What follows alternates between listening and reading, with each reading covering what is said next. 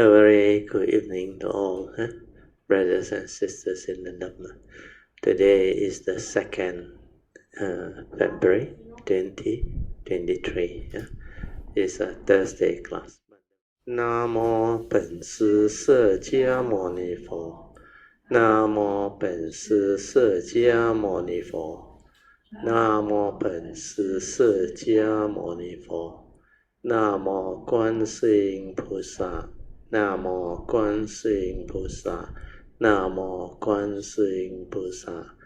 Namo 阿弥陀佛。Namo 阿弥陀佛。Namo 阿弥陀佛。Namo 弥勒佛。Namo 弥勒佛。Namo 弥勒佛。Namo 普贤菩萨。Namo 普贤菩萨。Namo 普贤菩萨。Namo 佛地藏王菩萨。Namo 地藏王菩萨。Namo 地藏王菩萨。Namo 佛菩萨。Namo 佛菩萨。Namo 佛菩萨。อะระหังสัมมาสัมพุทโธภะคะวะพุทธังภะคะวันตังอะภิวาเทมิ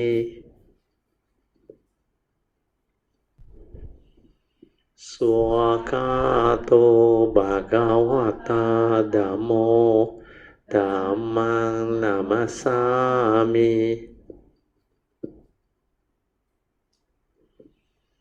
สุปฏิปันโนภะคะวะโตสาวกสังโฆสังฆังนามามิ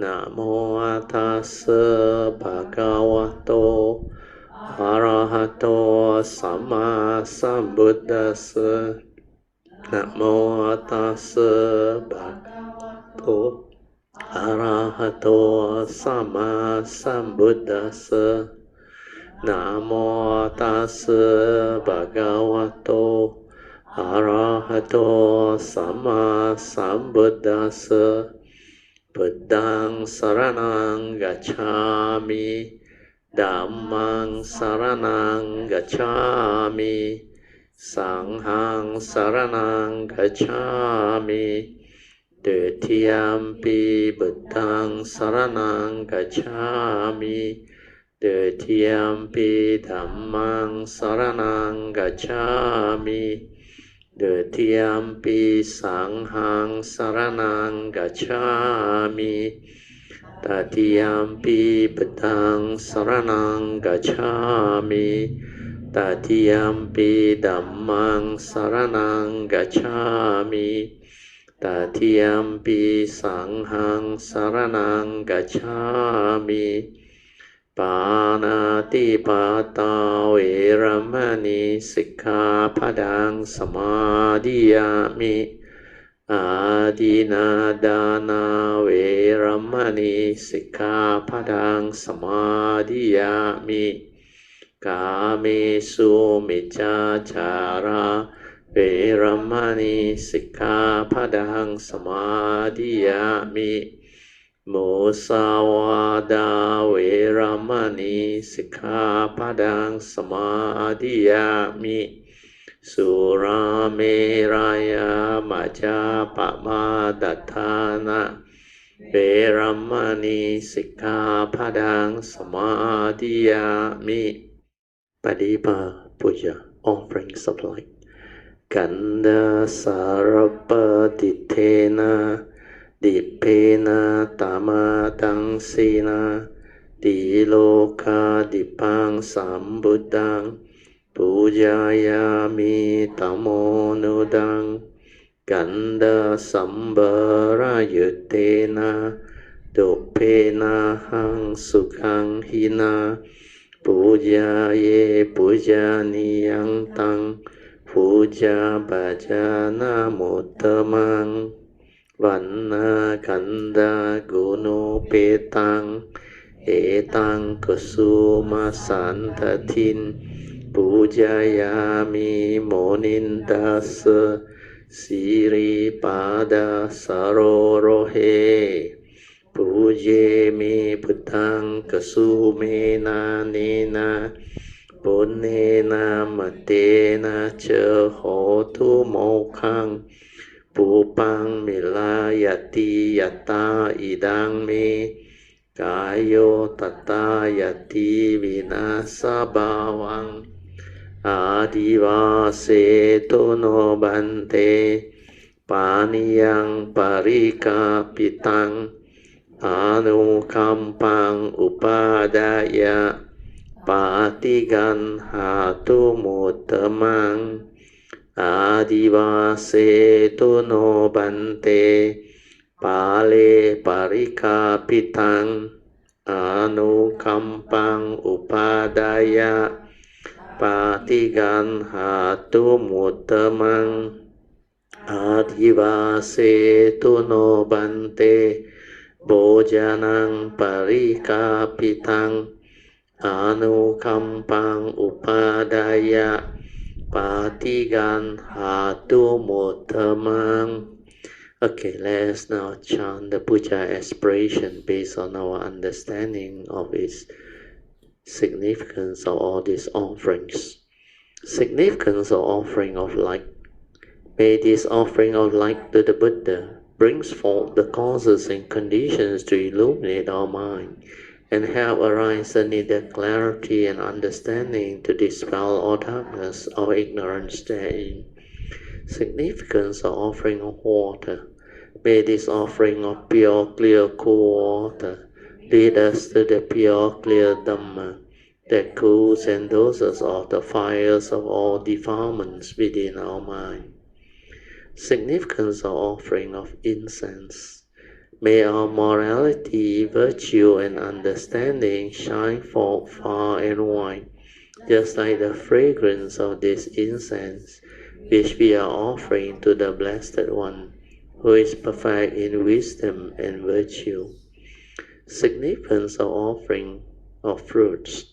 May this offering of fruits remind us of the Dana Parami of generosity and the fruits of our karma, so that we will diligently strive on with heedfulness to attain the path and fruition as soon as possible. Significance of offering of flowers. May this constant offering of flowers to the Blessed One strengthen our faith and constantly remind us of the impermanence of this body, so that we are diligently and sincerely strive on with Sila, Samadhi, and Panya, leading to ultimate liberation, the born-free Nibbana. Making of oral aspiration. By the power of all these merits born of these offerings, may our spiritual faculties of Saddha, Virya, Sati, Samadhi, and Panya be further strengthened until they become balas of power. Then, finally, sharing and transform merits to all beings. May these merits be shared and transferred to all beings without exception, especially to those the condition and affinity to receive them. Sadhu, sadhu, sadhu. Okay, let us pay respect to Puja. Buddhang pujemi. Dhammang pujemi. Sanghang pujemi. So today is our first Tuesday class. Oh, sorry, we had swapped with Thursday class. So the first Thursday class here after the Chinese New Year. Yeah, only temporary. Yeah. Because Tuesday, Dr. J and the mother want to offer dana. So not convenient to host it here because Pamasuri there got the facility and the space. So they also want more Kayamita to attend. So that location is more strategic for Subang people. So the request was granted. And the other reason is Brother Teo is having a minor knee operation on the 3rd, tomorrow. So if tomorrow operation, Thursday, Pamasuri have to take care of him and the children all will be involved. So they cannot host the Thursday class. That's why they wanted to be swapped. So I said, no problem. Then we really would like to wish them well-being and happiness, and wish Brother Teo having a successful and smooth, well-attended operation, so that she can recover to good health soon as possible. So we were towards the end, send marriage, transfer marriage, and what we call invoke power of marriage for his well-being during tomorrow's operation. Okay, the other one is I forgot already. That day, Tuesday, somebody asked me to share marriage with somebody. Who already? Miss Lee. I was told by, I think, Yun Chan earlier on, then Polian. But she called me that time, she was okay, I also don't know. But anyway, I think Thursday I didn't do it because I forgot about it. So tonight, remind me. We read it to both Miss Lee and Bertil. Because who? Oh, for treatment or? I don't know. But looks like she's okay. But anyway, about her headache and all those things, we redid some metta and sent some pure wish to allow her to have the condition to recover from whatever that she is going through. Okay, good. So I think as usual, we'll have 30 minutes of silent awareness-based meditation. We off the light so that we can have our awareness-based meditation. And tonight, I think I will finish off the sharing from this wonderful Dhamma Lotus Sutra earlier, so that we can have more time to discuss the email sharing from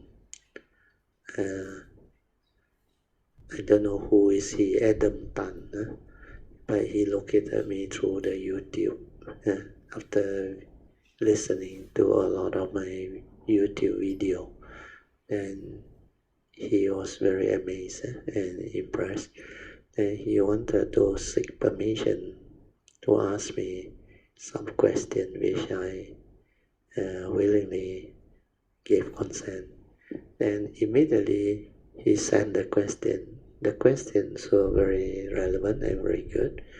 I think he is a serious cultivator. That's why he can have this type of question. And he also, I think, have been long in this cultivation. It seems, according to him, 27 years ago at the age of 20, he was doing serious meditative and mindfulness training, and he can maintain it almost throughout the day at that time. Then something happened, and he couldn't understand what really happened. So he asked around. He asked many monks, but according to him, he doesn't find their answer very useful or very acceptable, in the sense that he knew something happened, but he cannot answer. Then when he heard my video sharing, he was more confident. He realized a lot of things I said he can understand. But even though he has not done it, but a lot of the things that I share, he realized normal people cannot understand, cannot teach. So he was like very amazed, very impressed. Then he wrote to me. That's how the request came. Then the reply was given. I supposed to reply tomorrow, but somehow because we have a class today, so I was thinking maybe if I have the time, I will reply to him before 6 o'clock today, which I did. So it's all meant to be. Then we can have the sharing after. As usual, the 4 support. Relax, aware, maintain awareness. Then silence everything. Don't try to know. Don't try to do anything. Stabilize the awareness nature inside. Then you can do that. The 4th support is trust. Trust your nature. To develop the meditative internal movement through your heart area, which is the location where you can detect the gateway to your nature within your physical body. So all this are very useful for those who have already developed the ability to stay at the heart. You can do it. Okay, you all can slowly come out of the meditation. Try to maintain whatever inner peace, inner calmness, and inner mindfulness or awareness that you have developed for as long as you can. These are the meditative mind states that you need to stabilize your daily mindfulness and to help you maintain heedfulness. Invocation to the Devas. In this universe, in their entirety, let the deities or Devas come here. Let them hear the good teachings of the King of Sages, which gives heaven and release Nibbana. This is the time to listen to the teaching. This is the time to listen to the teaching. This is the time to listen to the teaching. Samanta Chakawalesu Atra Gachantu Devata Saddhammang Muni Rajasa Sunanto Sakamokadang Dhamma Savanang Kalo Ayang Badanta Dhamma Savanang Kalo Ayang Badanta Dhamma Savanang Kalo Ayang Badanta Namo Tassa Bhagavato Arahato Samma Sambuddhassa Namo Tassa Bhagavato Arahato Samma Sambuddhassa Namo Tassa Bhagavato Arahato Samma Sambuddhassa Iti peso bhagava arahang sama sambuddho Vijajarana sampano sugato lokavido Anuttaro purisa dhammasarti Satta deva manusanang Buddho Bhagavati Swakato Bhagavata Dhammo Sanditiko Akaliko Ehipaseko Opanaiko Pachyatang Veditabu Vinohiti Supatipano Bhagavato Sāvaka Sangho Ujupatipano Bhagavato Sāvaka Sangho Nyayapatipano Bhagavato Sāvaka Sangho สามีจิปฏิปันโนภะคะวะโตสาวกสังโฆ Yadidang Chatari Purisa Yogani Atta Purisa Pukala Esa Bhagavato Savaka Sangho Ahuneyo Pahuneyo Dakeneyo Anjali Karaneyo Anotarang Punyang Ketang Lokasati Sadhu Sadhu Sadhu. Dhamma Sharing from this book, the wonderful Dhamma Lotus Flower Sutra. We are at, I think, page 420 of this book. Chapter 2, Expedient Devices, by Tipitaka Master宣化. Sariputta, when the Buddhas of the future shall come into the world, they will also be I read again. They will also, by means of limitless, countless expedient devices, various causes and conditions, analogy and expression, proclamation of the Dhammas to living beings. So this part is very important. This part in the sutta is mentioned.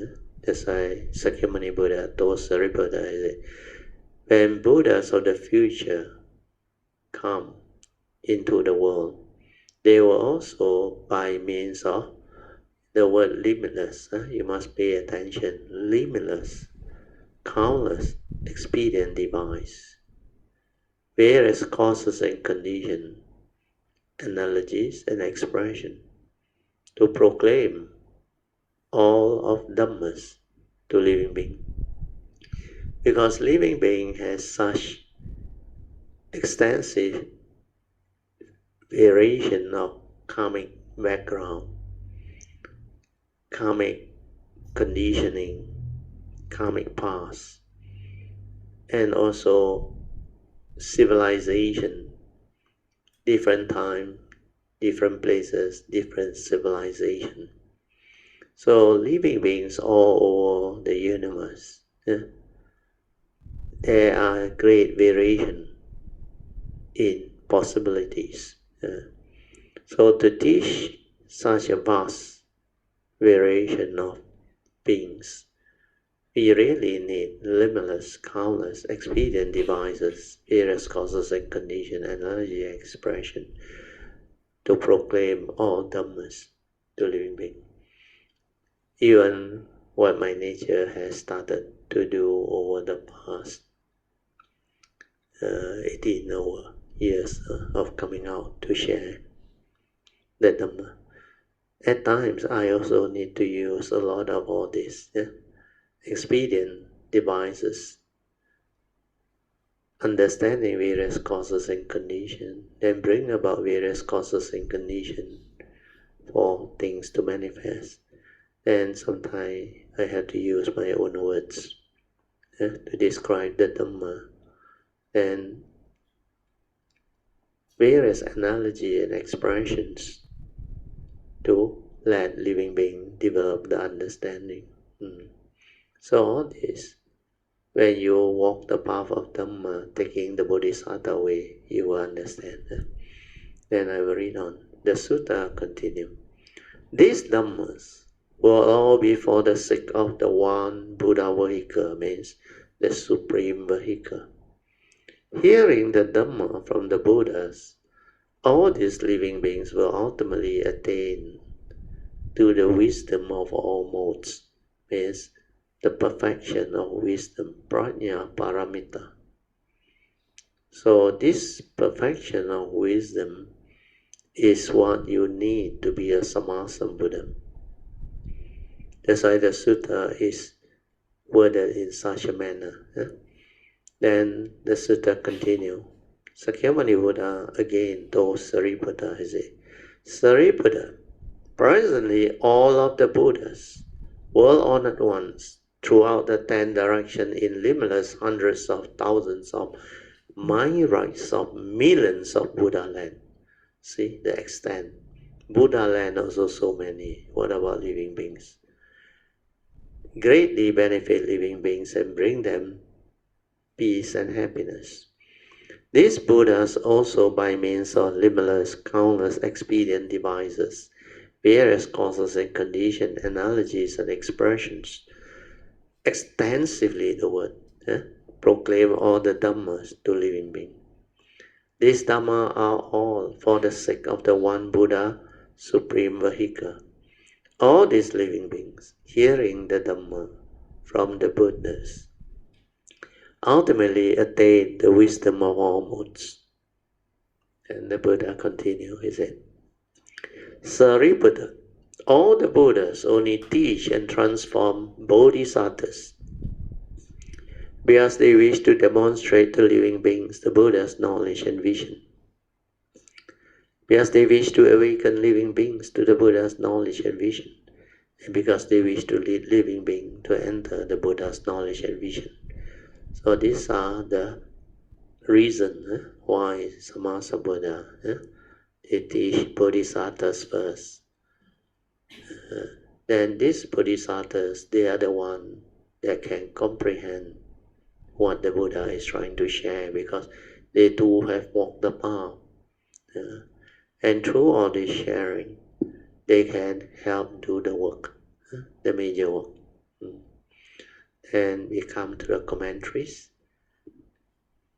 outline commentaries. The Buddha of the future, followed by the Buddha of the present. Okay, commentaries. Sariputta, the Buddha of the past spoke the Dhamma in this way. What about the Buddha of the future? It is the same way. When the Buddha of the future shall come into the world, they will also, by means of limitless, countless expedient devices, various causes and conditions, analogies and expressions of truth, proclaim all the Dhammas to living beings. They will expound upon all manners of wonderful Dhamma for the sake of all living beings. These Dhammas will all be for the sake of the one Buddha vehicle, the supreme vehicle. There are no other vehicle. Hearing this Dhamma from the Buddha, all of these living beings will ultimately attain the modes, the wisdom of all modes. The final aim, the end goal, is to cause all living beings to gain the wisdom of all modes, means perfection of wisdom. Sariputta, presently all the Buddhas, world-honored one, throughout the 10 directions in limitless, hundreds of thousands of myriads of millions of Buddha lands, greatly benefit living beings and bring them peace and happiness. They wish to benefit and profit all living beings, and cause them to be serene and blissful. Actually, it should be serene, tranquil, and peaceful. These Buddhas also, by means of limitless, countless expedient devices, various causes and conditions, analogies and expression of truth, proclaim all the Dhammas to living beings. These Dhamma are all for the sake of the one Buddha vehicle, the supreme vehicle.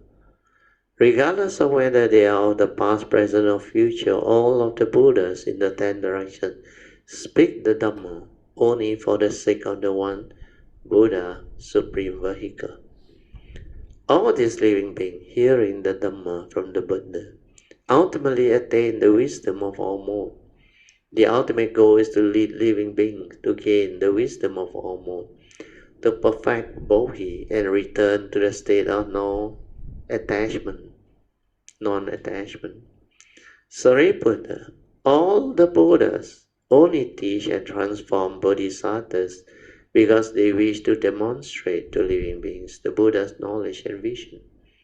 The Buddha of the past, present, and future only wish to teach bodhisattvas how to realize Buddhahood because they wish to awaken living beings to the Buddha's knowledge and vision And because they wish to lead living beings to enter the Buddha's knowledge and vision, they want to instruct all living beings in the knowledge and vision of the Buddha, to cause them to awaken to that knowledge and vision, to cause them to enter into that knowledge and vision. Because of the causes and conditions of this great metta, the Buddha entered the world, the Buddha of the 3 periods of time, for the sake of the one Buddha vehicle first spoke. The clever, ingenious Dhamma, door of expedient means. Their final aim was to cause all living beings to attain the Buddha knowledge and vision, the Buddha's wisdom, the position of Buddhahood. Okay, we go to the next part of the sutta. Sariputta, I now too am also like this. Knowing that living beings have various desires to which their hearts are deeply attached, according to their basic disposition, and by means of various causes and conditions, analogy and expressions of truth, and the power of expedient device, I speak the Dhamma to them. So this is very beautiful. And we come to the commentaries, explanation regarding Sakyamuni Buddhas, opening the provisional. So this one is about Sakyamuni Buddha starting the official teachings of the Lotus Sutra to all the Bodhisattvas and all those who are present, because initially they were teaching all those expedient means, expedient devices. Then Sakyamuni Buddha has to introduce them to prepare them for this ultimate sharing or teaching. The one vehicle, supreme vehicle. So the commentary start by saying, Sariputta, I Sakyamuni now too am also like all these past, present, and future Buddhas. I now presently teach and transform living beings in just the same way. I use the various kinds of causes and condition, analogies, and expression of truth to speak the Dhamma to living beings. Knowing that living being has various desires to which their heart are deeply attached, according to their basic disposition, and by means of various causes and conditions, analogy, expression of truth, and the power of expedient devices.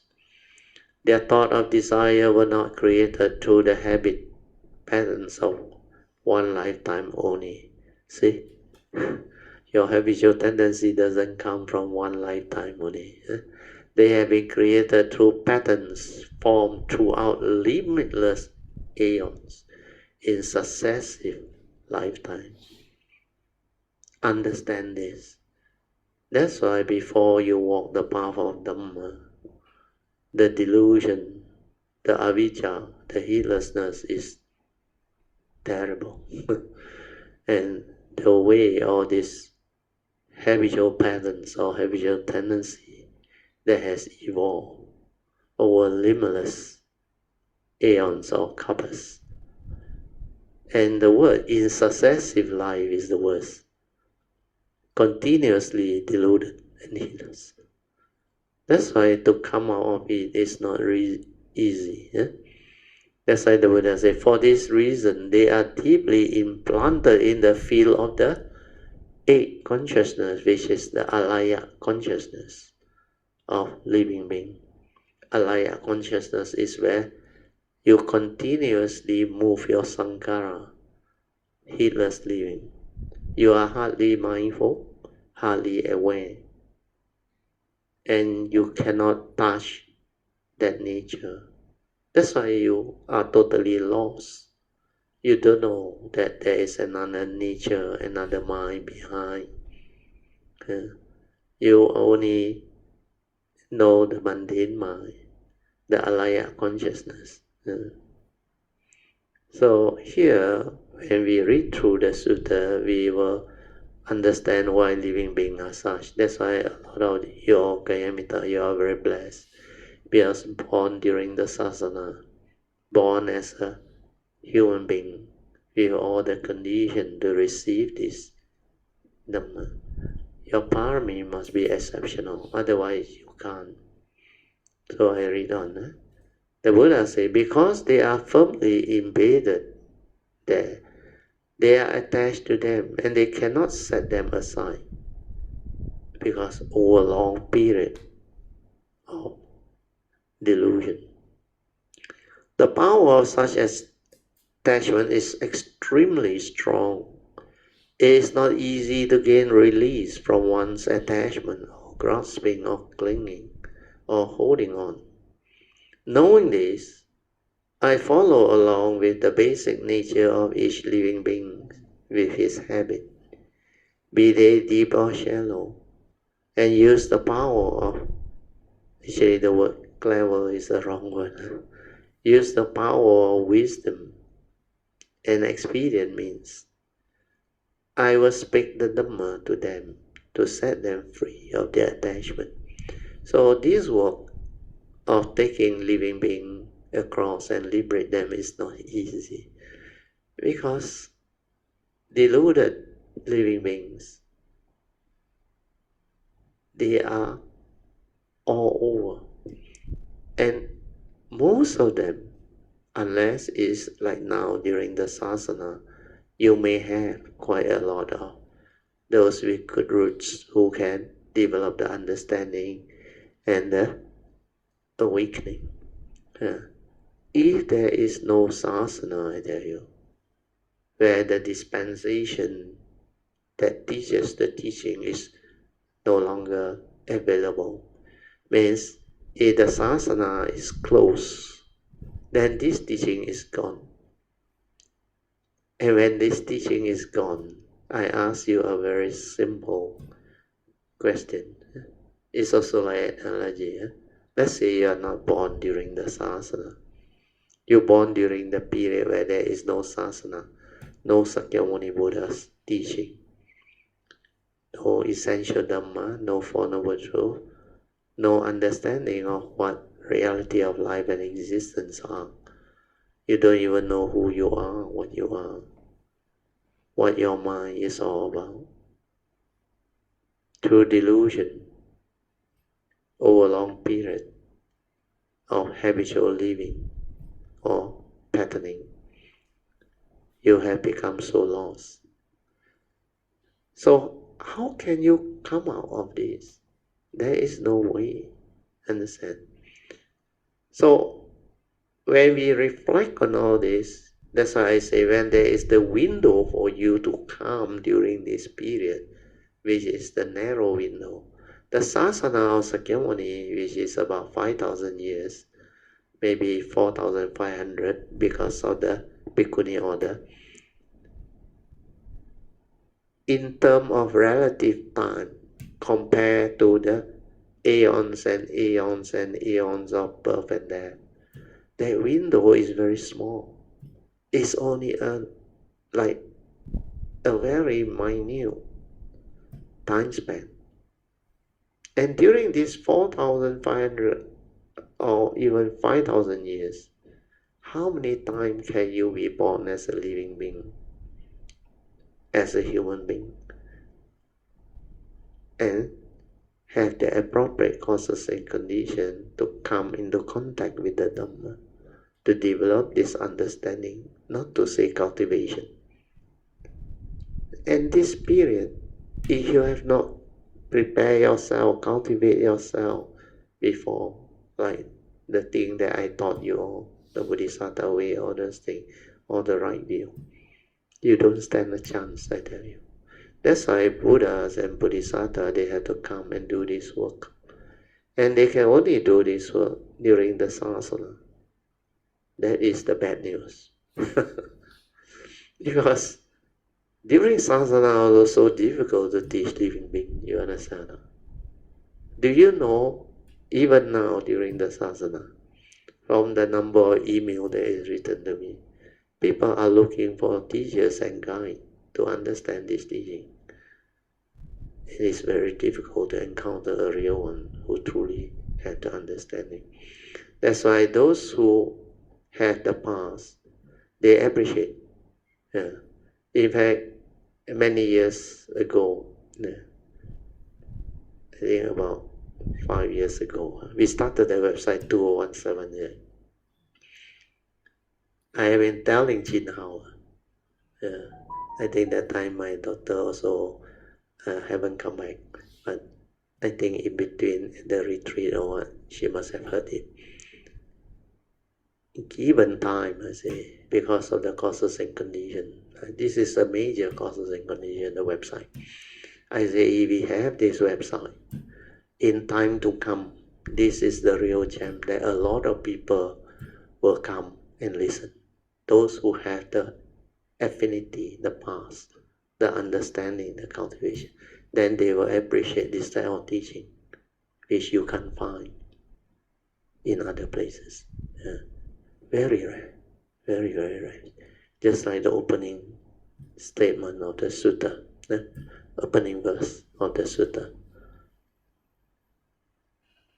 So now it has started, actually. More and more are writing in. So even the Adam Tan, he is now very enthusiastic, and I think he worked very fast. He even texted me just now while you all were doing the meditation. It seems he's from Singapore. He wants to know where I stay. Then he said, yeah, JB is the best.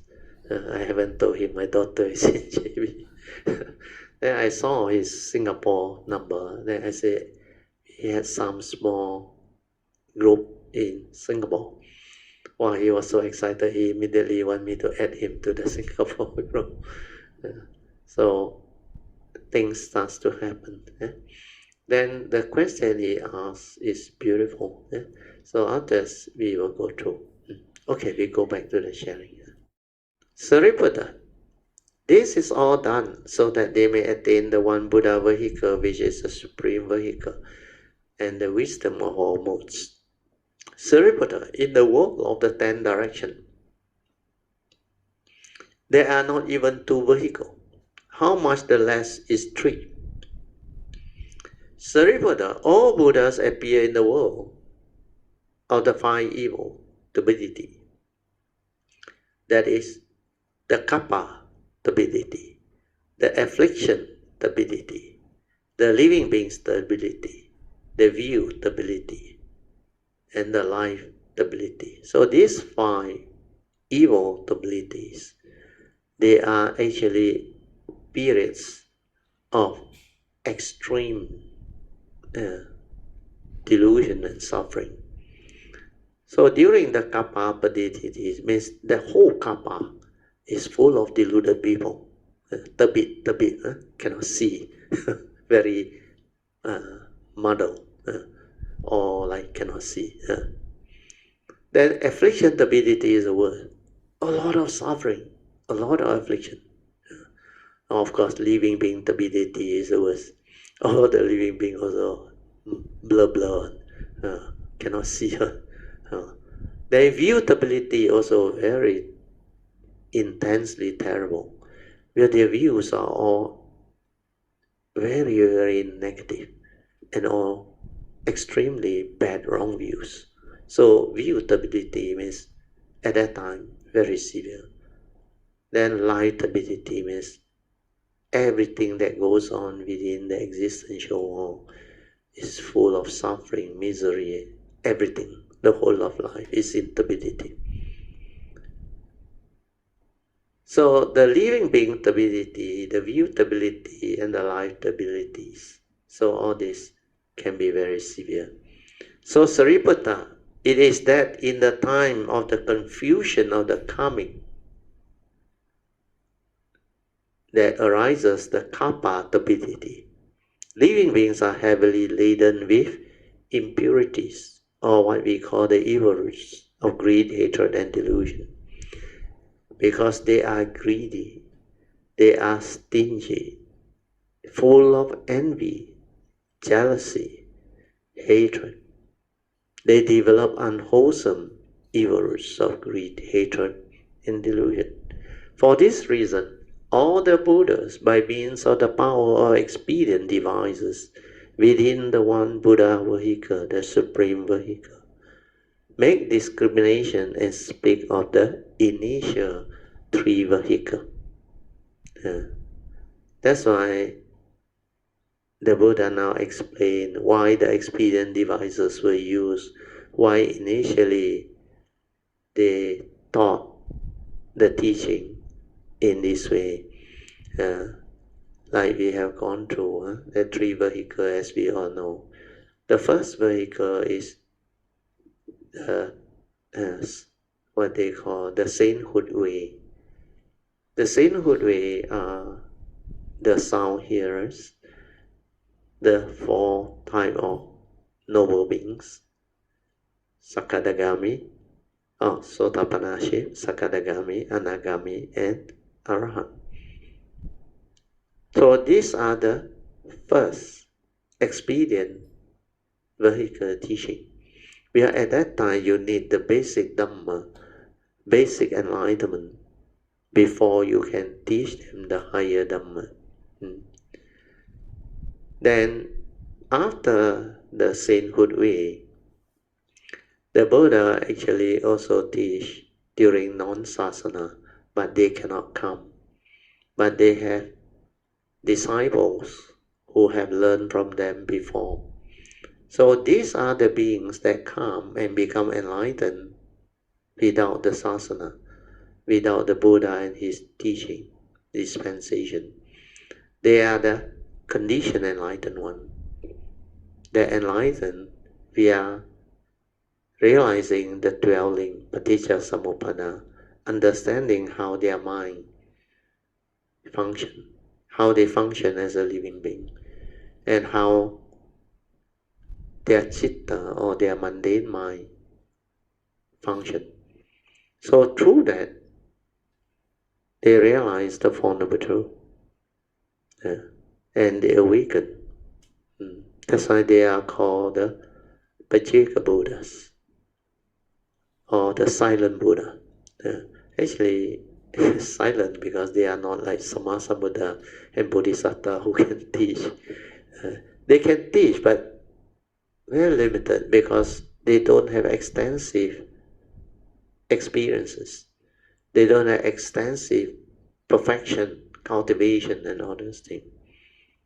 So most of this, they are actually working, cultivating towards the sainthood way, and they are already very happy to realize the sainthood way, which is already very, very noble.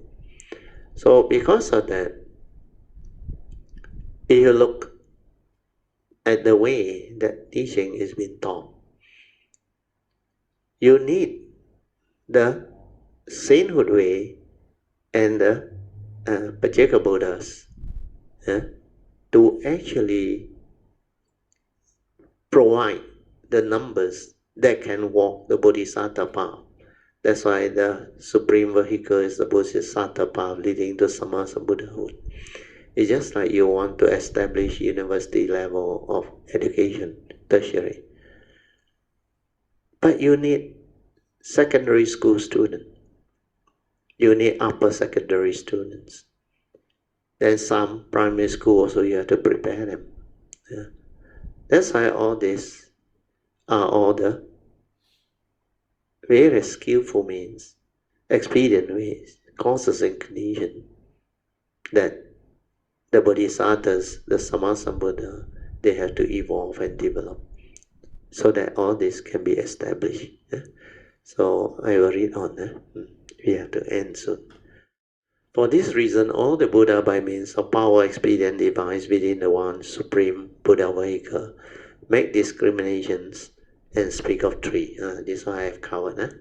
Sariputta, if a disciple of mine call himself an Arahat or Pajika Buddha, but does not hear or know of the fact that all the Buddhas, the task come one, only teach and transform the Bodhisattva, the Buddha used such a word, no, he is not a disciple of the Buddha, no, nor is he an Arahat, nor a Pajika Buddha.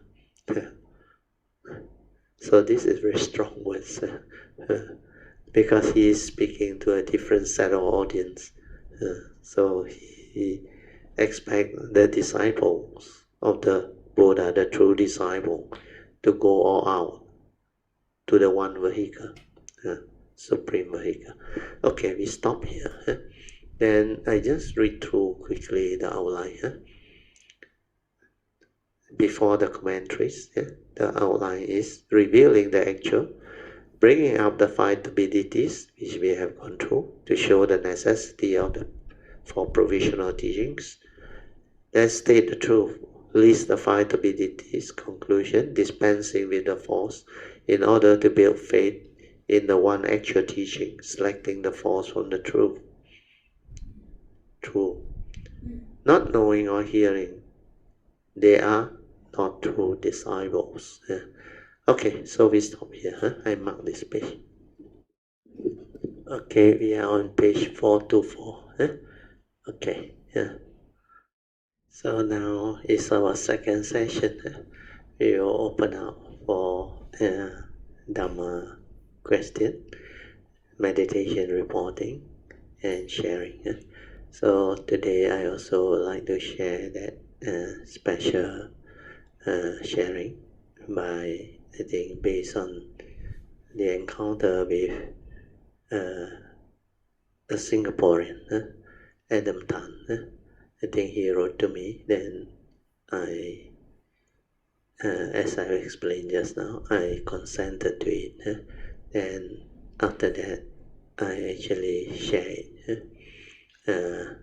I told him the question that he wanted to ask, he can ask, provided they are relevant, Dhamma question.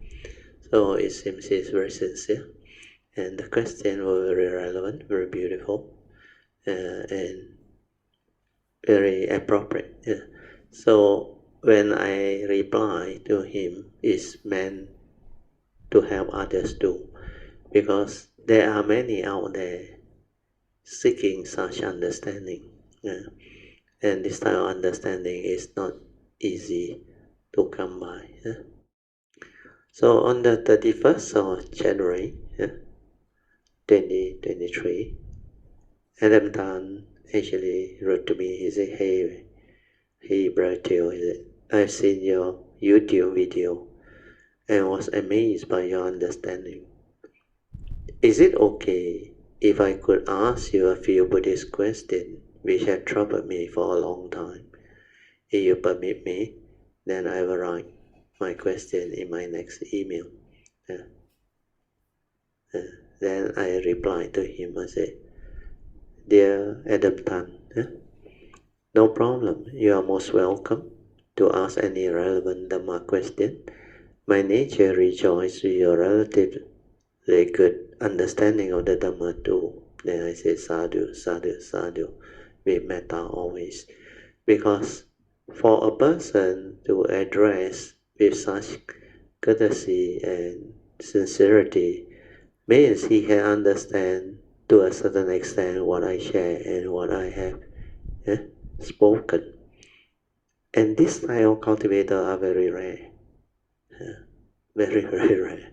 That's why I said, I rejoice, my nature rejoices with his relatively good understanding of the Dhamma too. Then we move on.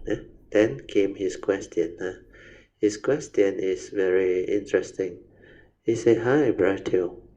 Thank you so much. I have 3 questions as listed below. Hope you can enlighten me. Thanks. Question 1. You listen. About 27 years ago, he said, in my 20s, means could be 21, 22, 23, I don't know, 21. It's 20s. So you add 20 plus to 40, to 27, he is now maybe 40 something to 50 something, I'm not sure. He said, I remember I was doing intense sitting meditation. This is the word, intense sitting meditation. At the young age, means just graduate only, And of course, mindfulness practice. There was one very specific incident when I was walking on the street, he said. While walking, I kept my mindfulness. As I strolled along the street, I passed by a school gate. Beside the school gate was a tree blooming with flowers. While walking, I raised my head, and I saw the blooming flowers on the tree. At that point, I smiled in appreciation of the beautiful sight. Then came the unexplainable experience, which happened in the next moment. At the next moment, according to him, he said, my mind is like in a momentary freeze, like freeze. Then the inner voice asked, who is seeing this flower? Then he understand there is no one seeing. Of course he used the word just a flower. It's just that consciousness, understand? That seeing consciousness. But he put it as just the flower. Then he said, in a split second, as I recall my experience afterwards, he said, I have many insights which I believe I suddenly can understand what Buddhism is talking all about.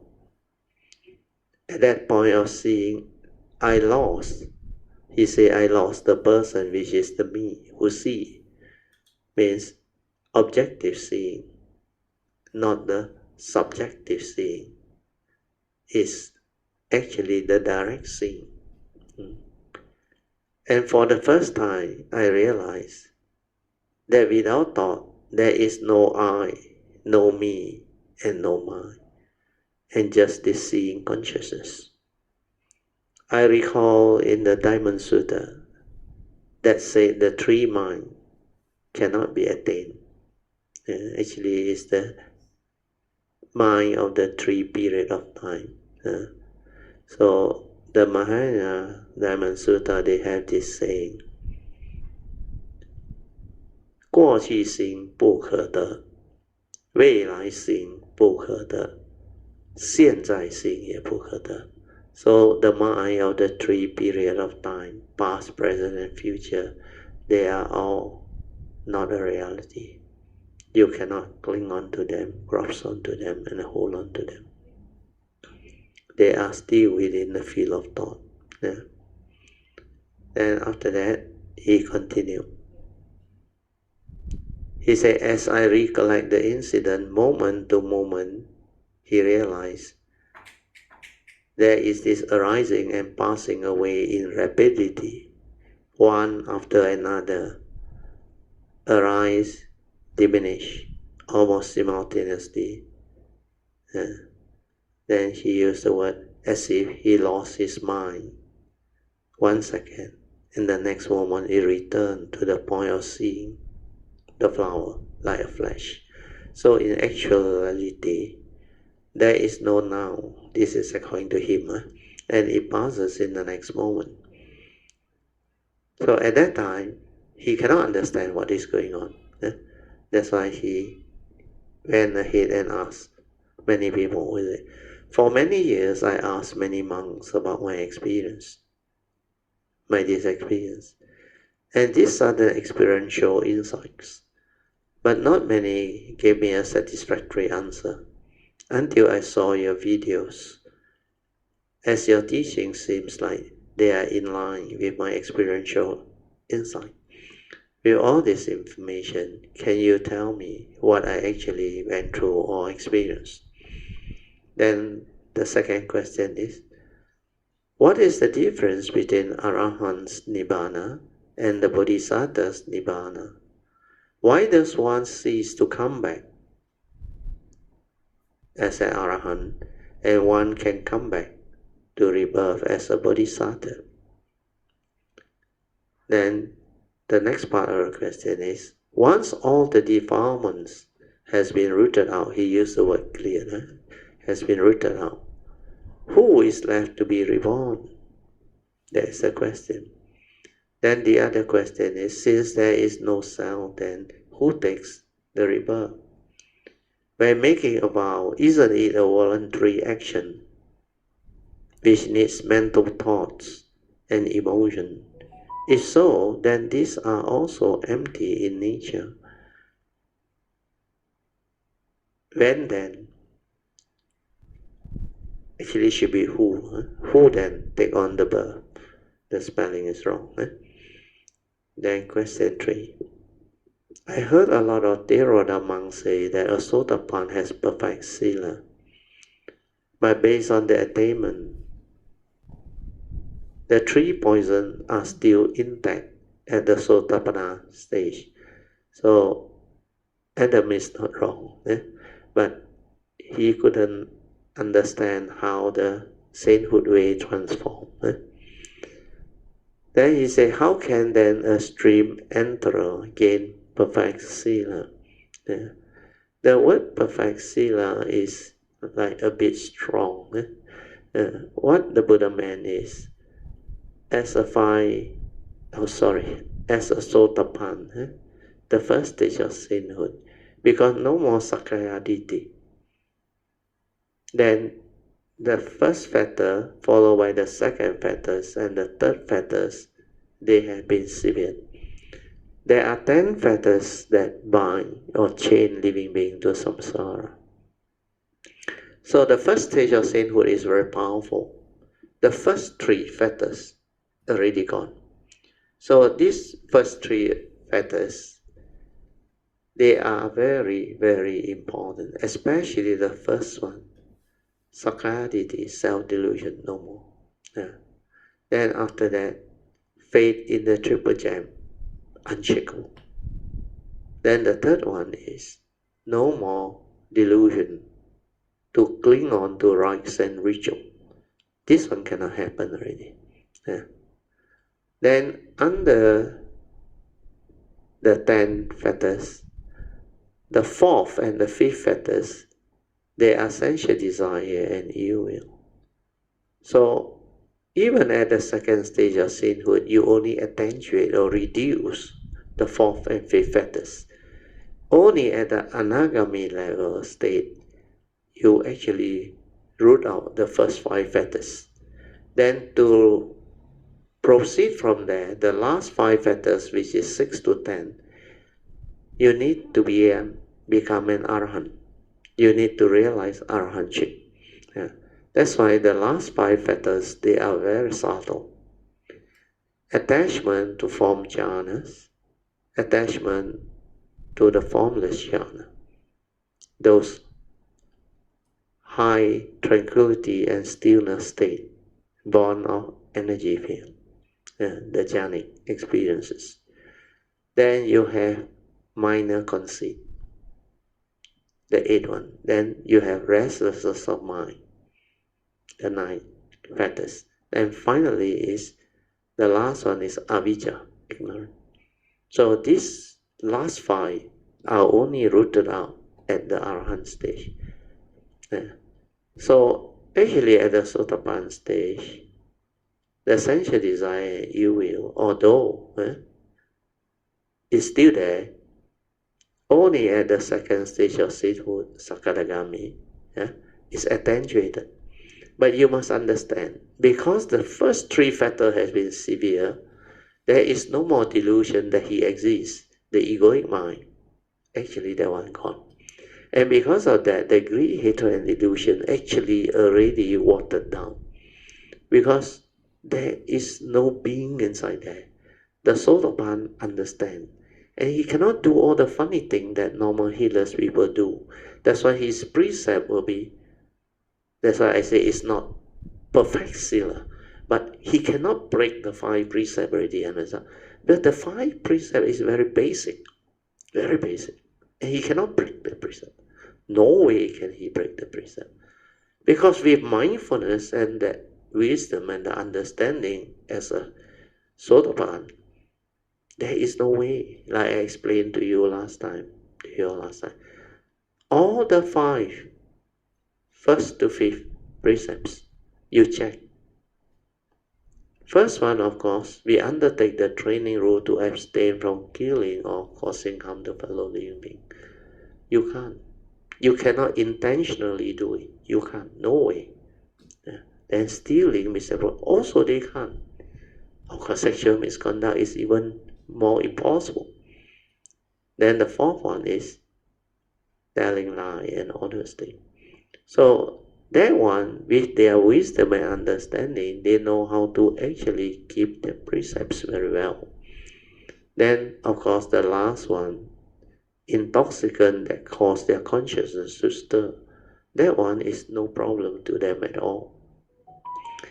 So, basing on all this, that's why you will come to understand why the Buddha in the teachings under the Avijja Sutta, which I explained to him later on, explain clearly why the basic precept, the 5 precepts, cannot be broken. Because under Avijja Sutta, when you cultivate, step 4 is very important. Yoniso Manasikara means you develop wisdom, initial wisdom, wise attention at the moment of sense experience. Yoniso, wisdom, Manasikara, at the moment of sense experience or attention or contact. So because of that, step 4 of the Avijja Sutta, when you have that, you become very different. You can actually do a lot of things. Because Yoniso Manasikara, like I explained to you all, is wisdom, initial wisdom, born of cultivation. First turning wisdom, second turning wisdom, third turning wisdom. The initial wisdom, Yoniso Manasikara, initially is mostly from first turning and second turning. The third turning is penetrative, through direct seeing, insight. That one is very penetrative. So that one, the wisdom come out is very stable. But initially, to improve on your mindfulness, to live life, you only need the initial wisdom, Yoniso Manasikara. That's why once you have Yoniso Manasikara, it will prompt you at the moment of seeing, hearing, smell, taste, tactile, and thought process. That wisdom born of Dhamma will prompt you. That's why you will act according to this initial wisdom, no more from memory. Acting according to memory is not acting at all. No more from that. It comes from this Yoniso Manasikara. Then when it prompts you, when you see something, Sabbe Sankara Anicang, Sabbe Sankara Dukkang, Sabbe Dhamma Anatta, straight away, it will not make you deluded anymore. Then it loses its power. That's why you don't think anymore.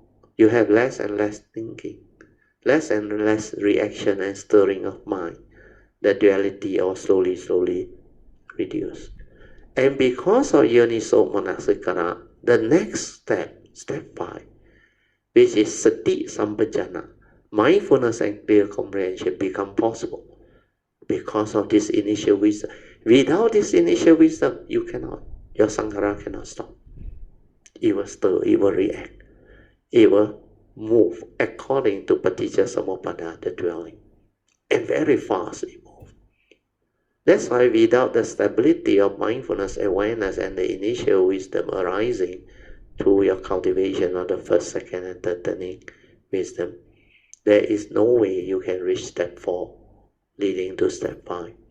So when you have step 5, Sati Sampajana, means you not only mindful, you have clear comprehension, the 4 types of clear comprehension. You become very clear in your training. That's why after that you move on to step 6. What is step 6? You can do that already. Sense restraint. Because your Sati Sampajana, mindfulness and clear comprehension is so clear, there is no way you can break your sense restraint. At the moment of sense experience, the initial wisdom arises from you. Then at the same time, your mindfulness is so stable, Sati Sampajana, with clear comprehension, non-delusion. Then you have clear comprehension of suitability. You have clear comprehension of non-delusion and all those things. It's including the domain of meditation. So all this understanding will prevent you from going wrong. That's why sense restraint, step 6 is there. Your senses, you no longer stir and react like last time. That's why sati sampajana become very clear. Everything fall into place. Then after that, when you put forth the cultivation of Noble Eightfold Path, then you reach step 7. The 3 way of right conduct or wise conduct. Action, speech, and thought process. You will be able to arise it. That's why at step 6 and 7, you are at least a Sotapan. And very likely, before you even finish step 7, you will become a Sakadagami. That's why after that, only step 8, the Buddha said, you can cultivate the 4 foundations of mindfulness. And inside the 4 foundations of mindfulness is stated clearly in the sutta, opening and end statement. The opening statement say, after overcoming covetousness and greed, then only you can cultivate mindfulness of the 4 foundations.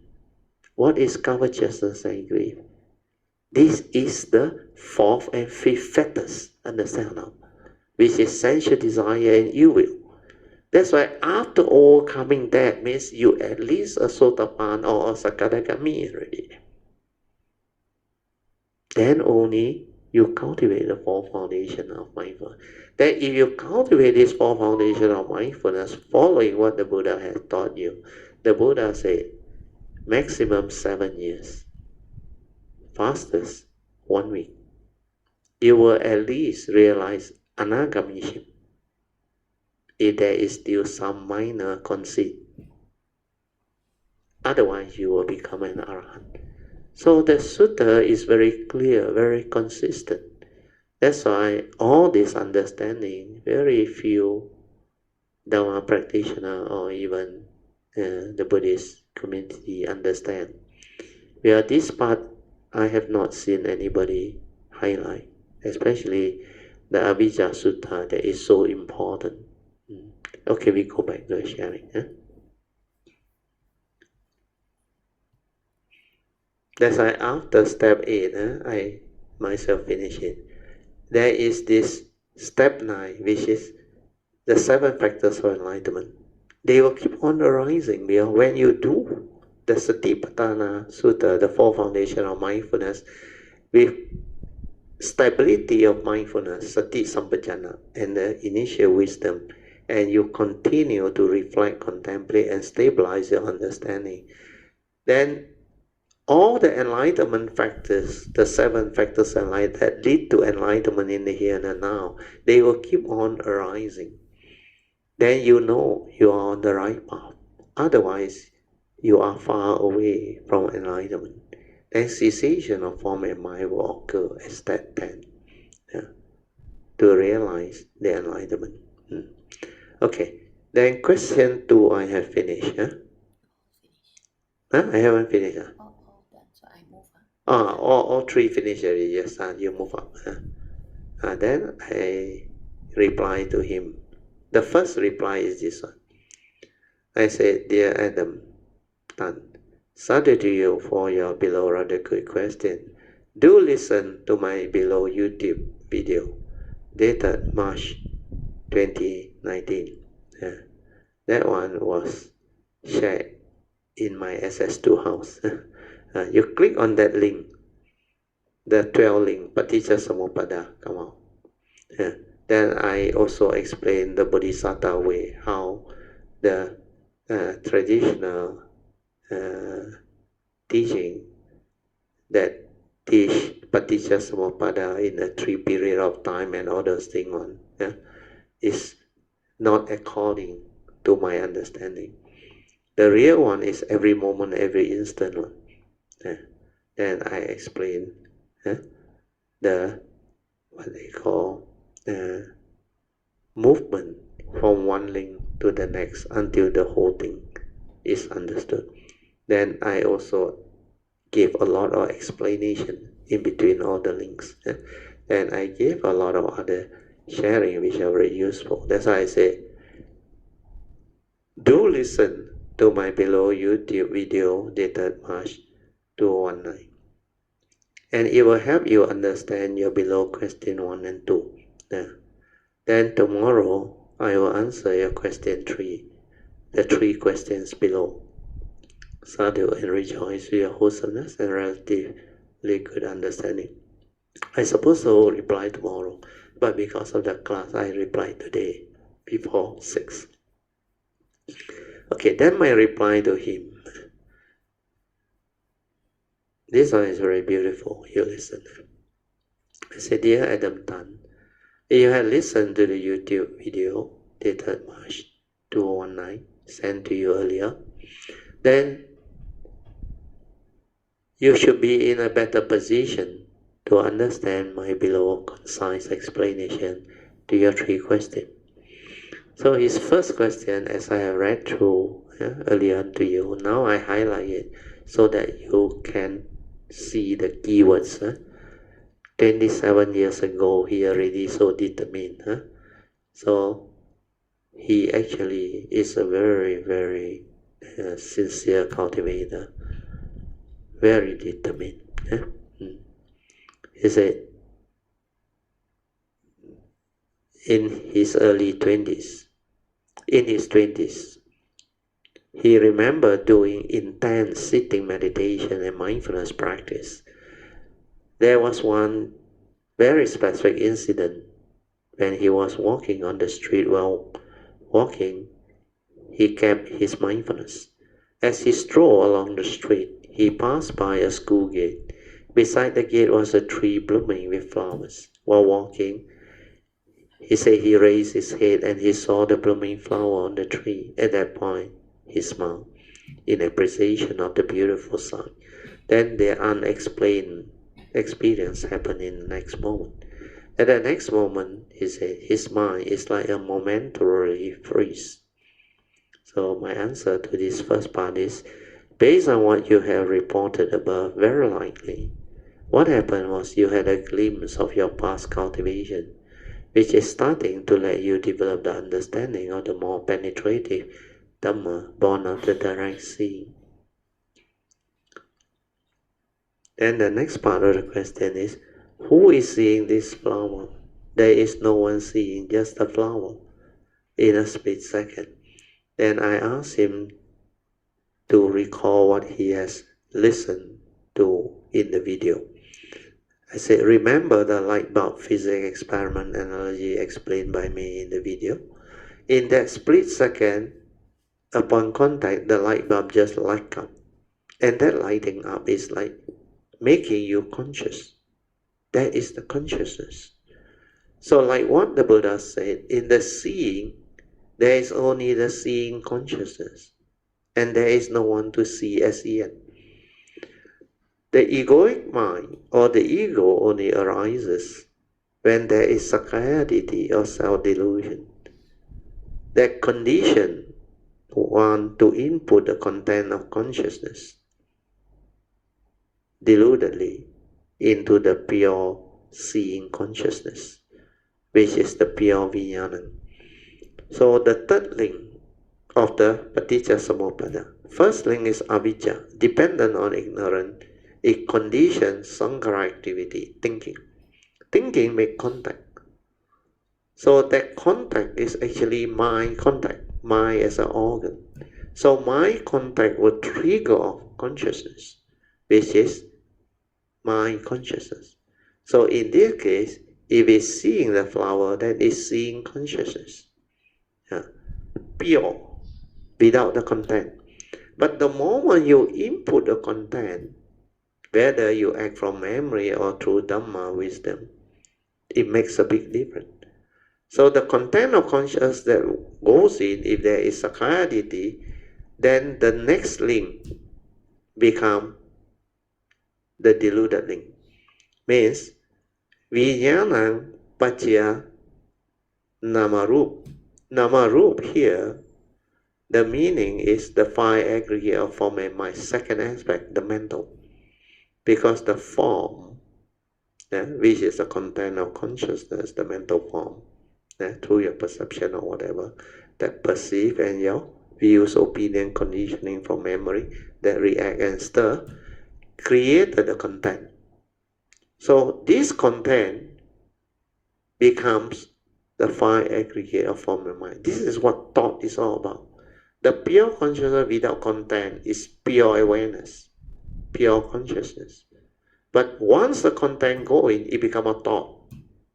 That is the second aspect of the five aggregates of form and mind. So, yeah. What is his freeze, that momentary the flowers remain. He described it in his own word, you chant. It's not freeze, it's like the direct seeing, understand? Suddenly that thing like freeze. You remember I told you, when you have stability of mindfulness, you can be at the moment of seeing. The seeing consciousness. Before the knowing, before the perception, before the content going, you can stay there. Yeah, he has done it in the past. So that glimpse came back to him. After that glimpse, it's just like the Sotapanna and the Sakadagami. They only have a glimpse of cessation. But there is enough for them to understand. They say after that, like they didn't meditate, they understand really. But that glimpse is very important. And to have that glimpse, you have to put in a lot of diligent hard work in the past. That's why these people cultivate, understand? But not thought-based, awareness-based. They say he did mindfulness. So that freezing the frame can happen. When you have sati sampajana, every frame is like, you can be, like I say, at the moment of feeling. Feeling will become pure feeling. It cannot be conditioned into craving. Cannot move because of the wisdom, yoniso manasika. Do you understand? That's why the real Dhamma is not theory on, not what people say on. This one is true understanding, to the real life. You see the movement inside that. But without stability of mindfulness, you can't. That's why you need the stability of mindfulness, the awareness nature within, and the daily mindfulness. Otherwise, the Avijja Sutta, the step 4 and 5, you cannot do. Cannot be realized. So this particular person, Adam Tan, he has done it in the past. That's why I put that very lightly. That's why after that he say, he can understand a lot of things. It's because of the past, the glimpse.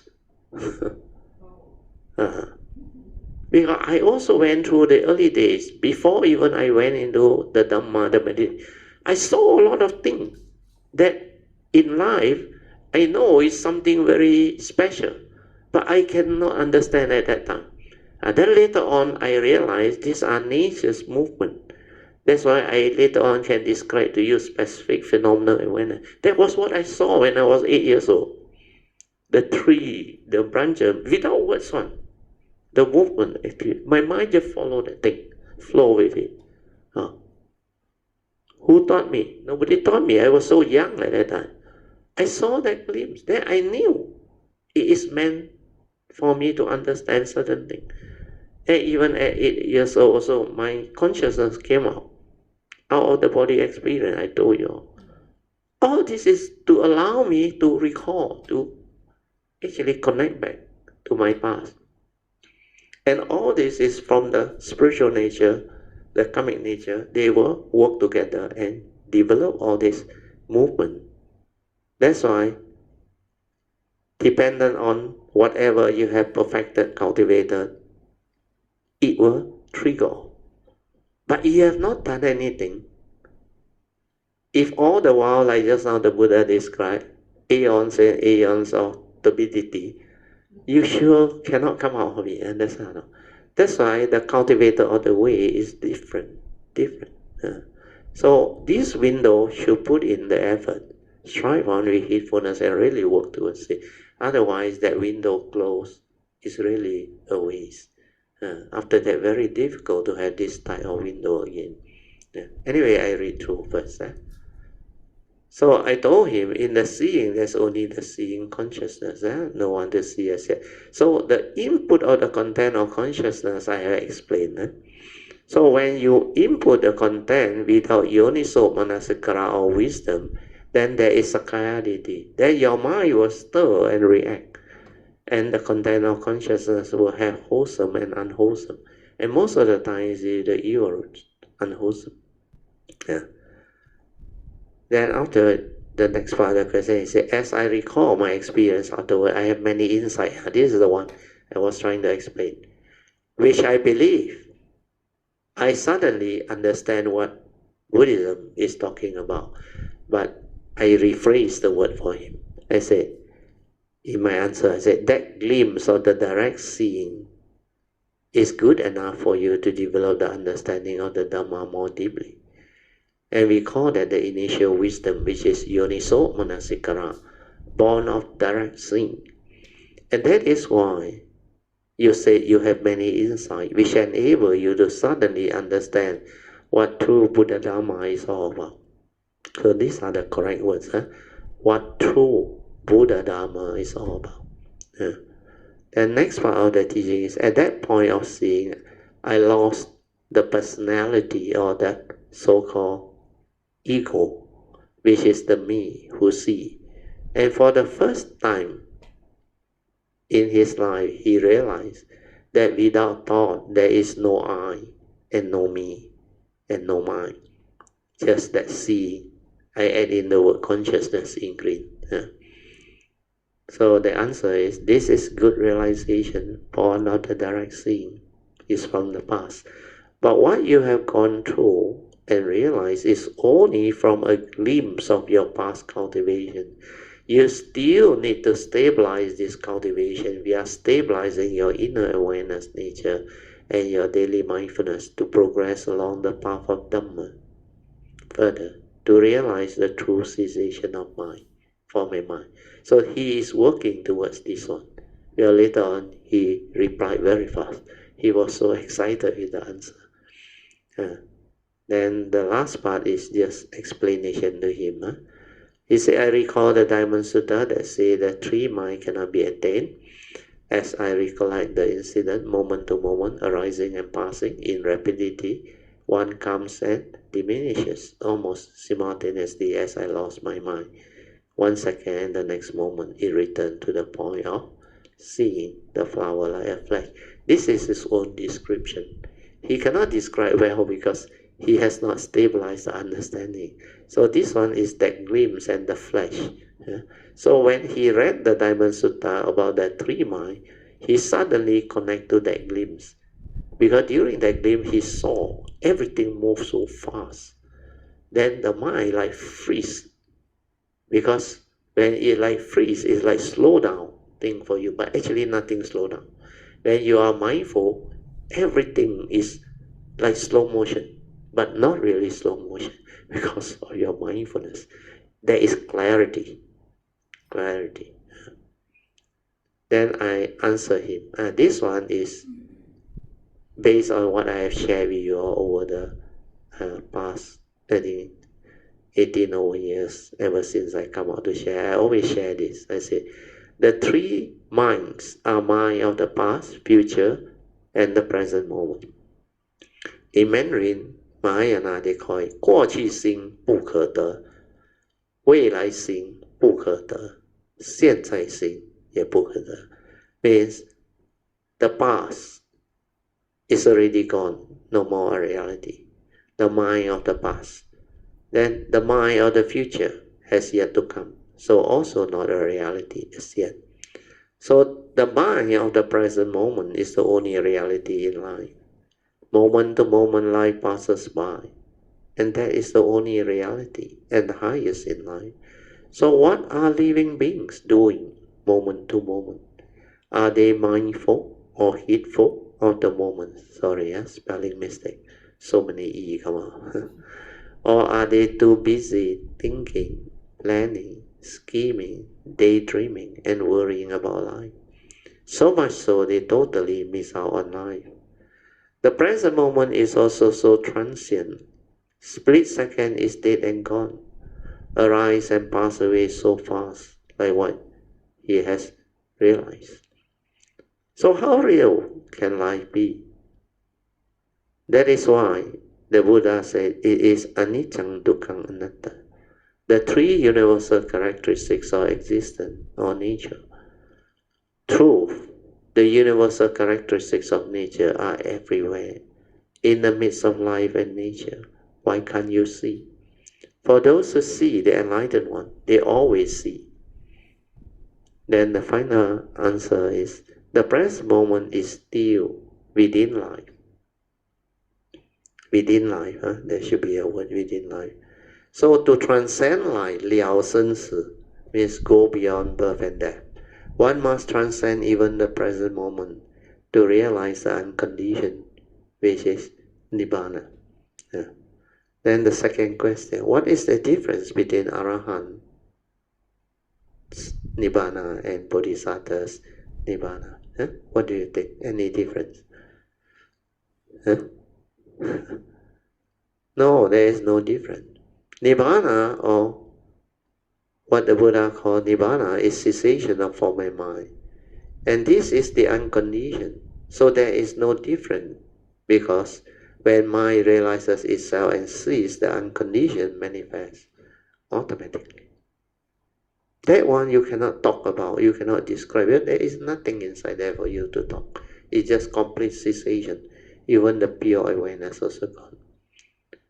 But because of the Bodhisattva's extensive cultivation, the wisdom and perfection of the Bodhisattva are way, way beyond those of the Arahats. That's why when it comes to perfection of wisdom and understanding and cultivation, the Bodhisattva is a lot beyond, way, way beyond, no comparison at all. That is only different. Then the next part. Why does one cease to come back and one can come back to rebirth, means the Bodhisattva? So I explain in my March 2019 Dhamma video. Arahats do not have the understanding to walk the Bodhisattva way. That's why they cannot come back. Once Parinibbana has been realized, because once avijja rooted out, the last fetters, there is no rebirth consciousness born of ignorance. That's why they cannot take rebirth. Whereas the Bodhisattva, through their vows and understanding, can still arise a pure thought born of love and compassion for living beings. We are the Bodhisattva vows to come back. So this one only Bodhisattva have the understanding, and they can do it. Then the next part of the question is, once all defilements are clear, who is left to be reborn? So this one is explained above already. Then there is another part to the question which is more or less the same. He said, since there is no self, then who take rebirth? So these are very basic, fundamental understanding, but hardly anybody understands. That's why I answer him by saying, you have yet to understand the two aspects of the five aggregates of form and mind, which I have taught you all for the past 10 years. And this is not easy to understand to most cultivators of the way. A lot of Buddhists, they cannot understand. That is why you cannot understand all this, I told him. There is no one to take rebirth, because the five aggregates of form and mind, which is the first aspect called the living being or human being, is not you. It is not a permanent, unchanging entity. It is dependent, originating, come about via the karmic process. Remember, I always tell you, this form and mind, the so-called human being, is what? Karmically conditioned out from our karmic nature for us to come during this segment of our life. So this segment, what you call Brother Theo, is this segment of my nature's manifestation as a form of mind. And this one goes the way of nature. It's not a permanent, unchanging entity. It's not me. But this one is subject to karma. This one can live life. This one can cultivate, can experience, can do everything. That's why there is another understanding. When you have true wisdom, born of realizing true emptiness, then life becomes meaningful, wonderful. That's why in the Heart Sutra is mentioned, 真空妙有. When you have penetrated true emptiness, life becomes wonderful, amazingly wonderful, meaningful. So this is the meaning. So that form and mind, the Buddha also, in the 5 daily contemplation, the last, the 5th one, he said, we are all born our karma, heir to our karma, conditions supported by our karma. We are what we are because of our karma. That one refers to the 5 aggregate of form and mind, the living being. Because that one is subject to karma. And that one got the atta, I, the me. But when you cultivate with mindfulness, through the penetrative awakening, you realize beyond thought or without thought, who are you? What are you? Beyond the 5 aggregate of form and mind, there is another nature within, which is not a being, cannot come out and reply. But that one can awaken and realize penetrative wisdom to have this understanding, so that it is not deluded by the 5 aggregate of form and mind and the phenomenal world of form and consciousness created by the 5 aggregate of form and mind. That's how, when you realize the cessation, you will understand the unconditioned, and you will know how to live within the conditioned world. But the conditioned world has its own reality. There is such thing as life, existence. The 5 aggregate of form and mind connected to our karmic nature.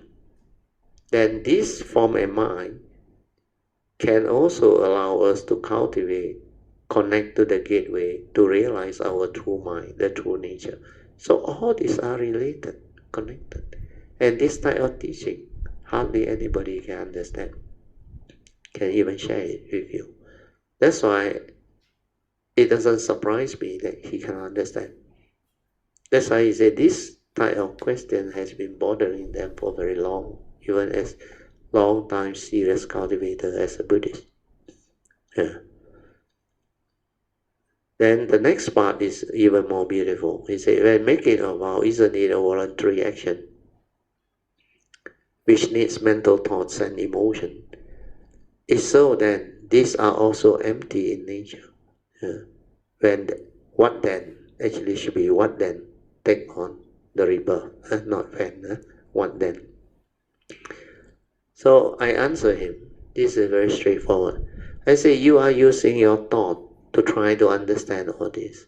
Reason why you can't understand, because in the 10 perfections, the Bodhisattva cultivate to realize Sammasambuddhahood, there is one perfection called aditthana, or strong resolve or vow born of unshakable faith, virtue and wisdom via a pure mind, which is beyond the ordinary deluded thought and emotion.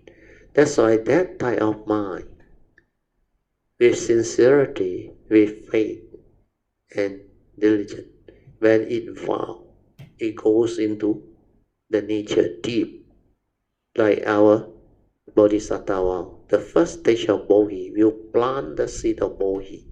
The Bodhi mind take deep root within the nature. Then when there is condition, whenever you arise, this nature, the Bodhi mind, will surface. That's why it will bring forth the causes and conditions for you to develop the understanding where you have developed that Bodhisattva vow. You have, with sincerity, with faith, with wisdom, understanding, you make that vow and you invoke power of merits for causes and conditions for you to have this understanding, life after life. And you plant the Bodhi mind out of love and compassion for living beings. You vow to take them all across the limitless living being within the entire existence. So these are the love and compassion of a true Bodhisattvas. And there is no more avijja, nothing. That pure mind just make that aditthana. That's why the adittan, very powerful, and it goes into the nature. And it can be part of nature's law. It will manifest whenever condition arise. So this is the power of the Bodhisattva's perfection or adittan. And this is the parami that my nature has perfected long ago. I am very, very good at this. That's why I know how to use this. Yeah. So all these are very beautiful. Yeah? Okay. I read the last part again. Yeah? There is a perfection called aditana, or strong resolve, or vow, born of unshakable faith, virtue and wisdom via a pure mind, which is beyond the ordinary deluded thought and emotion. Question 3. I heard a lot of Theravada monks say that a Sotapan has perfect sila, but based on the attainment, the 3 poisons are still intact. So here, he has said it wrongly. As a Sotapan, Sakkayaditthi is no more. Understand? The 3 poison is greed, hatred, and delusion. Sakkayaditthi, self-delusion. That one no more. But the other 2, yes, greed and hatred, but attenuated by a lot already. Because as a Sotapan, he know you, he know me. The form and mind is not him, not a permanent. So that understanding actually makes the Sotapan very different. Yeah. Then he asked, how then can a stream enter again perfect sila? Because he don't understand. Yeah. So after that I explained. I said the above is true. If you have developed and realized Sotapanaship, I asked him, have you heard of Avijja Sutta? Then I said, please read through this link, which is from the website, from my website, broteo.com. So you go back, you click on this, the whole Avijja Sutta will come out. So I actually recopy and paste down here. So the Avijja Sutta under Angunika Nikaya 10.61 explain clearly the importance of having true noble friends as Kayamitas to realize enlightenment. According to the Buddha, having noble friends or Kayamita is one of the prerequisites to become an Arya or an enlightened being. It also talks about factors that will influence avijja or ignorance. To be free from ignorance is one's main task in cultivation. Having Dhamma friends or spiritual friends or noble friends, Kayamita, is a prerequisite for this task. Hence the importance of Kayamittaship. That's why I call our grouping the My Kayamitas. There are 2 sequences discussed in this sutta.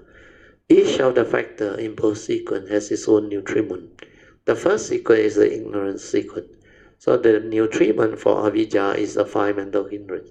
That's why once you don't have wisdom, the mental hindrance is there. And this mental hindrance, like we all know, sensual desire, ill will, sloth and torpor, restlessness of mind, and doubt. They are very powerful, very, very powerful. You have them because you don't have the 5 opposite spiritual faculty to counter them.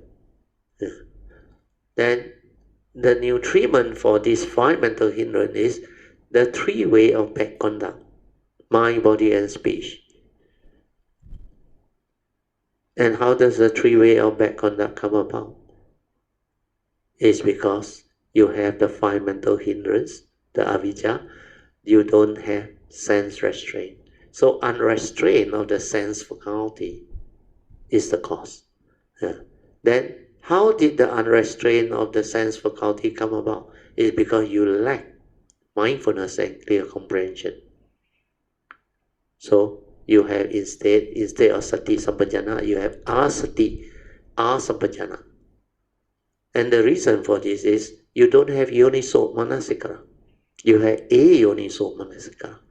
And the reason for this is because you don't have faith in the Buddha, Dhamma, and the Sangha. And the reason for the lack of faith is because you never listen to the true Dhamma. And the reason why you never listen to the true Dhamma is because you don't have Dhamma friends. you do not associate with good Dhamma friends or spiritual friends, which we call Kalyanamitas. So this is the avijja cycle. So note, not associating with good Dhamma friends or spiritual friends or what we call Kalyanamita is the starting nutriment to the wrong path that has finally ended up with avijja, leading to heedlessness of mind, heedless living. Whereas the second sequence is the enlightenment sequence. So the enlightenment sequence, you start with step 1. Step 1 is associating with good Dhamma friends or spiritual friends, Kalyanamita, which we all have. That's why I told him, as Buddhist, sincere cultivator, we will fulfill this first step. Then second step is, because we have Kalyanimittas, good Dhamma friends, spiritual friends, we will have great opportunity to listen to the true Dhamma. So step 2 also will be a natural consequence if you have the right Kalyanamitas. Of course, if you join the wrong Kalyamita, you can also go Holland, go the wrong way. Then once you listen to a true Dhamma, your faith in the Buddha Dhamma and the Sangha will be there. This is step 3. Once the faith is there, you will go all out to cultivate, and you will develop the first turning, second turning, and third turning wisdom. Especially the first and second turning wisdom, the initial wisdom, will give rise to stability of yoniso manasakara, or wise consideration in the moment of sense experience. Means wise attention. Yoniso manasakara, wisdom at the moment of sense experience. So once you have this, like I explained just now, your mind will not stir and react, because it will prompt you. The Dhamma will prompt you. And the duality, the stirring, the reaction of mind, the light and all this will slow down and finally rooted out. That's why after yoniso manasikara, mindfulness and clear comprehension, sati sampajana, become very easy. You can do it. The mind have more and more space between thought. That's how it stabilizes. Stability of inner mindfulness, that nature stabilizes. Then it becomes tranquil, still, as a free mind. Then the daily mindfulness also become very, very stable. That's how you do. Once you have that sati sampajana, step 6, sense restraint, automatic. Means at the moment of sense experience, the wise attention, yoniso manasikara, will arise. Then it will prompt you, and you cannot go wrong. That's why it's very powerful. Then you have mindfulness and clear comprehension. You are very sensitive. You are very mindful. You can see, you can anticipate, you can understand a lot of things. That's why sense restraint becomes automatic, step 6. By then, you are at least sotapan. Then after that, you cultivate the Noble Eightfold Path, especially the right speech, the right view leading to right thought, right speech, right action. The 3 ways of good conduct will manifest, and it will stabilize. By then, you are at least a Sakadagami. Then you move on to step 8, the 4 foundation of mindfulness, which I have explained. Then the 7-factor enlightenment, I will also explain. Then you will realize the cessation of form and mind. True knowledge of Vijja leading to enlightenment in the here and now. The realization of Nibbana, cessation of form and mind. That is how the enlightenment sequence come about. Okay, go on. Then I explained to him. Not again, you can see, association with good Dhamma friends or spiritual friends or Kalyanamitas is a prerequisite needed to arrive at that path that ends in true knowledge, Vijja, or enlightenment. That is the reason why the Buddha clearly instructs us via saying to Venerable Ananda, having Dhamma friends or spiritual friends or noble friends, Kalyanamita is 100% of the holy life. Hence, developing and promoting true Kalyanamittaship among all Buddhists within the Buddhist community is most important. That's why our organization is Kalyanamitas. Then based on the above Avijja Sutta under the enlightenment cycle, it is very clearly explained.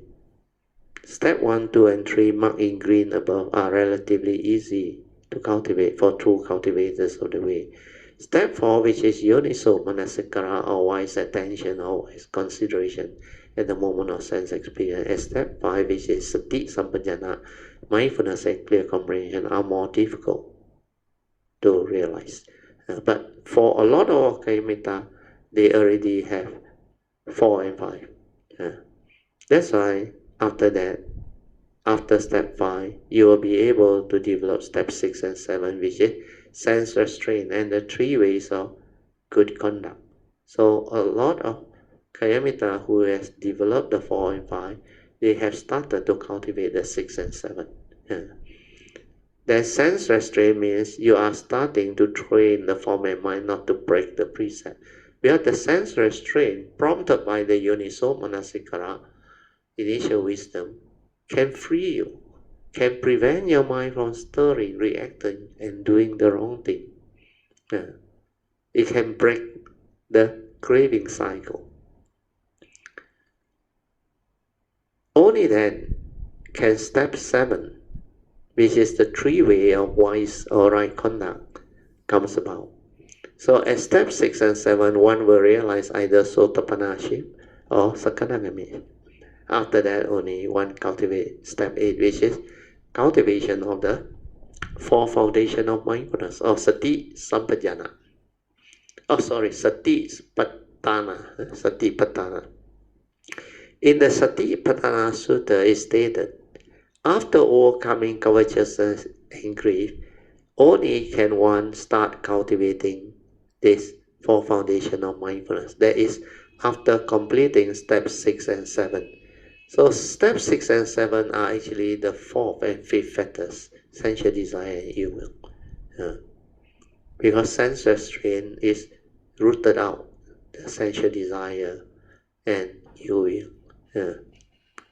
Especially step 7, the 3 way of right conduct. So all these are very clear.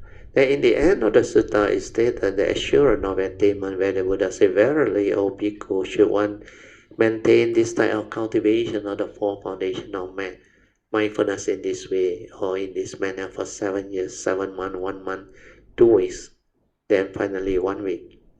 Then by him, 1 or 2 fruition is proper to be expected. So either an anagami or an arahant.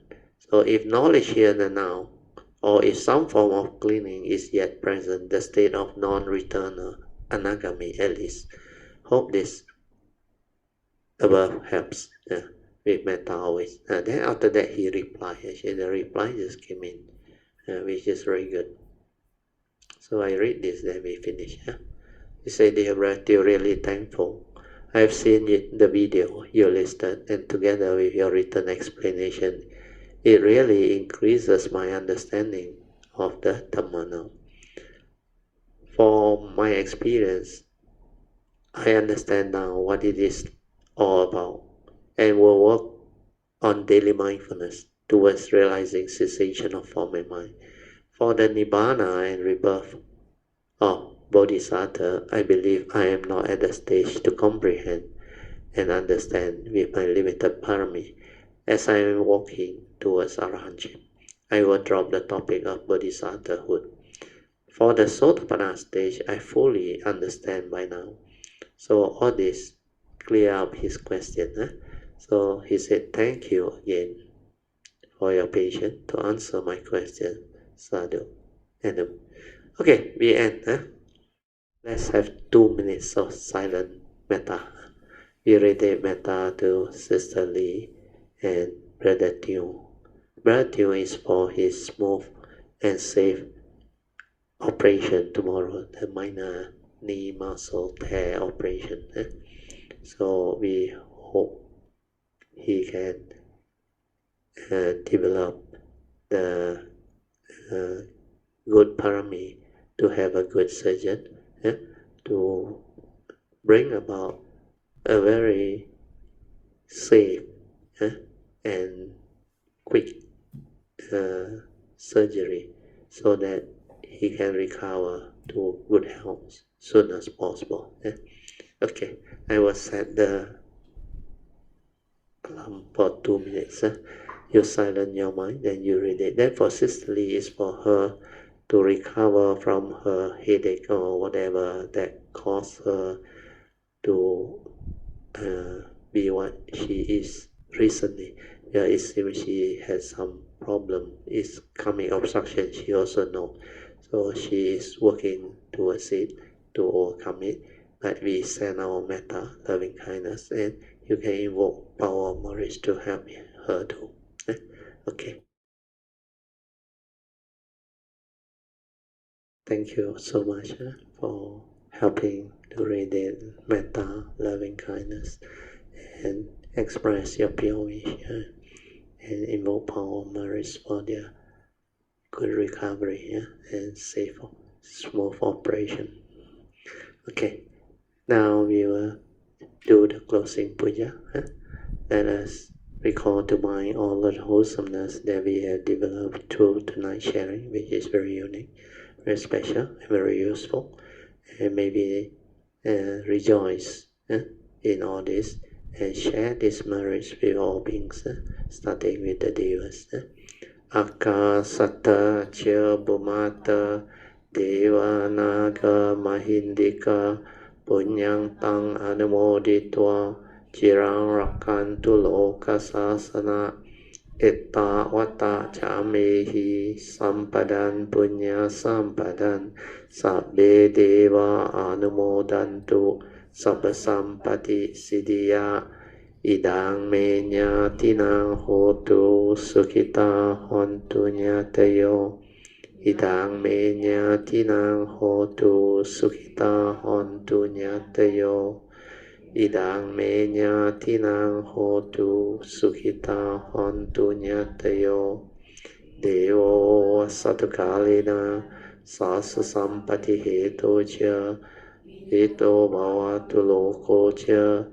Raja Bhavatu Dhammiko Imina Punyang Kamina Mami Bala Samagamo Sattang Samagamo Hotu Yawa Nivana Patiya Sadhu Sadhu Sadhu.